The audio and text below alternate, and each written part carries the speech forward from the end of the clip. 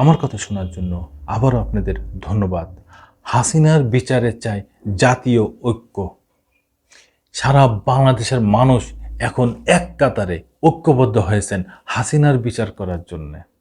টানা 15 বছর হাসিনা যখন ক্ষমতায় ছিল, তখন হাসিনার দল আওয়ামী লীগ ছাড়া আর কেউ ছিল না বাংলাদেশে। তাদের মতাদর্শের বিরুদ্ধে হইলেই তাদের পরে অত্যাচার, নির্যাতন, জুলুম এক নাগাড়ে হয়ে আসছে। তারা কাউকে মাঠে দাঁড়াতে দেন নাই, রাজপথে দাঁড়াতে দেন নাই, রাজনীতি করতে দেন নাই, কোনো কথাই বলতে দেন নাই। সেই 2024 সালের 5ই আগস্ট গণ অভ্যুত্থানের মাধ্যমে যখন হাসিনা সরকারের পতন হয়, হাসিনা এই দেশ থেকে পালিয়ে যায়, তার দল, তার নেতাকর্মী সব এই দেশ থেকে পালিয়ে চলে যায়। তারপরেই সারা বাংলাদেশের মানুষ সবাই এক কাতারে ঐক্যবদ্ধ হয়েছেন, হাসিনার বিচার হতে হবে, হাসিনার বিচার চাই। এই বিষয়ে যুগান্তর একটা প্রতিবেদন করছে। কি বলছে একটু শুনি।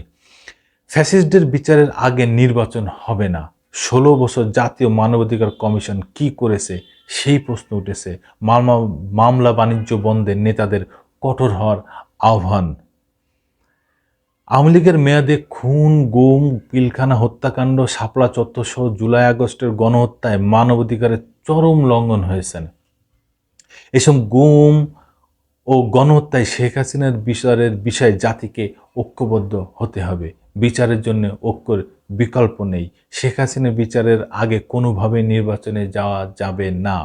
এই সময় কেউ শেখ হাসিনাকে পুনর্বাসন করার চেষ্টা করলে জাতি তাদেরও বেঈমান হিসাবে স্বীকৃতি দেবে।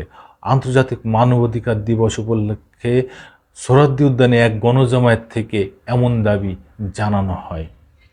মায়ের ডাক, জুলাই গণহত্যা, জোরপূর্বক গুম, ক্রস ফায়ার, পুলিশি নির্যাতনের মৃত্যু, পিলখানা হত্যাকাণ্ড, মোদি বিরোধী আন্দোলন, ডিজিটাল সিকিউরিটি অ্যাক্ট সহ আওয়ামী ফ্যাসিবাদী জুলুমের শিকার ভুক্তভোগীদের নিয়ে এই আয়োজন করে।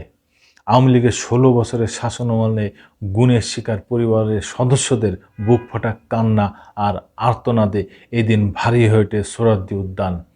মঞ্চে গুমের শিকার পরিবারের শিশু সন্তান হৃদি কান্না জড়িত কণ্ঠে বলেন, 2013 সালের 2রা ডিসেম্বর আমার বাবা গুমের শিকার হন। আমাদের কি দোষ ছিল যে বাবাকে দেখতে পাইনি? অভ্যুত্থানে নিহত শিশু আনাসের বাবা তার ছেলের লেখা চিঠি পড়ে শোনান। নিখোঁজদের স্বজনের পাশাপাশি মঞ্চে এসে স্মৃতিচারণ করেন 24-এর গণ অভ্যুত্থানে নিহতদের স্বজন ও আহত যোদ্ধারা। অনুষ্ঠান শুরুর পর মুহূর্তেই সোহরাওয়ার্দী উদ্যানের নীরবতা নেমে আসে। স্বজন হারানোর ব্যথায় অনেককেই কাঁদতে দেখা যায়। একমাত্র সন্তান না হয় সন্তানের হাড়গোড় দেওয়ার দাবি জানান। আপনজন হারানো মানুষগুলোর কেউ কেউ মাইকে এসে ঠিকমতো কথা বলতে পারেননি। তাদের ভাষাগুলো কান্না হয়ে ঝরেছে। সেই ব্যথা ছড়িয়ে পড়েছে উদ্যান জুড়ে। কান্না চাপা কণ্ঠে মুষ্টিবদ্ধ হাত শূন্যে ছুঁড়ে দাবি জানিয়েছেন বিচার চাই। খুন, অপহরণ, গুমের জন্য দায়ী স্বৈরাচার শেখ হাসিনাকে দেশে ফিরিয়ে এনে বিচার করতে হবে। তথ্য সম্প্রচার মন্ত্রণালয়ের উপদেষ্টা মোহাম্মদ নাহিদ ইসলাম বলেন, আমাদের দল মত আদর্শ ভিন্ন হতে পারে, কিন্তু নিপীড়িত মানুষকে এক থাকতে হবে। এই এক থাকার জন্য একটি জাতীয় মঞ্চ গঠন করা প্রয়োজন। শেখ হাসিনা, আওয়ামী লীগ ও তাদের মুজিববাদী রাজনীতি একটি ফ্যাসিস্ট রাজনীতি। সেই রাজনীতির উপর ভিত্তি করে তারা মানবাধিকার হরণ করেছিল। পুরো বিশ্বকে এটি বলতে হবে তারা মানবতা বিরোধী দল এবং তাদের সর্বোচ্চ শাস্তি হতে হবে। তিনি বলেন, শুধু জুলাই আন্দোলন নয়, ক্ষমতার শুরু থেকে তারা গণহত্যা, মানবাধিকার হরণের সঙ্গে জড়িত ছিল। শেখ হাসিনার হাতে রক্তের দাগ সবসময় ছিল, যা আগে ছিল তার বাবার হাতে। আমরা পিলখানা, শাপলা চত্বরের নির্মম হত্যাকাণ্ড দেখেছি, সর্বশেষ জুলাই আন্দোলনের গণহত্যা দেখেছি। শেখ মুজিব যখন ক্ষমতায় ছিলেন, সে একইভাবে বাকশাল কায়েম করে গণতন্ত্রকে হরণ করে হত্যা করেছিল। তারা দুবার ক্ষমতার সুযোগ পেয়েই গণহত্যা চালিয়েছে। ফলে তাদের রাজনীতি করার বিষয় নিয়ে প্রশ্ন তোলার সুযোগ নেই। আওয়ামী লীগকে পুনর্বাসন করতে চান, জনগণ তাদেরও বাংলাদেশের শত্রু হিসাবে চিহ্নিত করবে। আমাদের নিপীড়িত এখন একটাই ঐক্যের জায়গা, সেটির বিচার। ফ্যাসিস্টরা গণহত্যা করেছে, তার বিচারের জন্য আমরা কাজ করব। আজ রক্তের যে প্রতিশ্রুতি, সেই বিচারের আমরা অবশ্যই কাজ করব। এর জন্য জাতীয় ঐক্য, জাতীয় সংহতি সবসময় রক্ষা করতে হবে।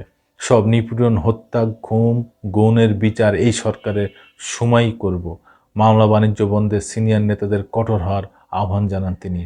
ভারতকে উদ্দেশ্য করে নাহিদ বলেন, বাংলাদেশে আওয়ামী লীগ বা শেখ হাসিনার দেশ নয়, বাংলাদেশ তার আত্মমর্যাদা নিয়ে দাঁড়িয়েছে, রক্তের উপর দিয়েই দাঁড়িয়েছে। ফলে এখন থেকে সমতার ভিত্তিতেই বাংলাদেশের সঙ্গে কথা বলতে হবে এবং সম্পর্ক স্থাপন করতে হবে। যদি মনে করেন সীমান্তে বাংলাদেশি হত্যা করে চাপ তৈরি করবেন, তাহলে ভুল ভাবছেন। সীমান্ত সুরক্ষা করতে হলে আমরা সেখানেও ছুটে যাব। বাংলাদেশকে নিয়ে অপপ্রচার বন্ধের আহ্বান জানান। উপদেষ্টা নাহিদ বলেন, হিন্দু মুসলমান এক হয়ে লড়াই করেছি। অনেক সংখ্যালঘু শেখ হাসিনার বাহিনীর হাতে শহীদ হয়েছেন, তাদের সম্পদ দখল হয়েছে, অথচ ভারত তখন আওয়ামী লীগকে কিছুই বলেনি। এই দেশ ন্যায় বিচারের ভিত্তিতে আওয়ামী লীগ আগামীর বাংলাদেশ পরিচালিত হবে মন্তব্য করেন এই উপদেষ্টা। ধন্যবাদ বন্ধুরা, আবার আসবো নতুন কোনো কথা নিয়ে, নতুন কোনো ঘটনা নিয়ে। আমি প্রিন্স।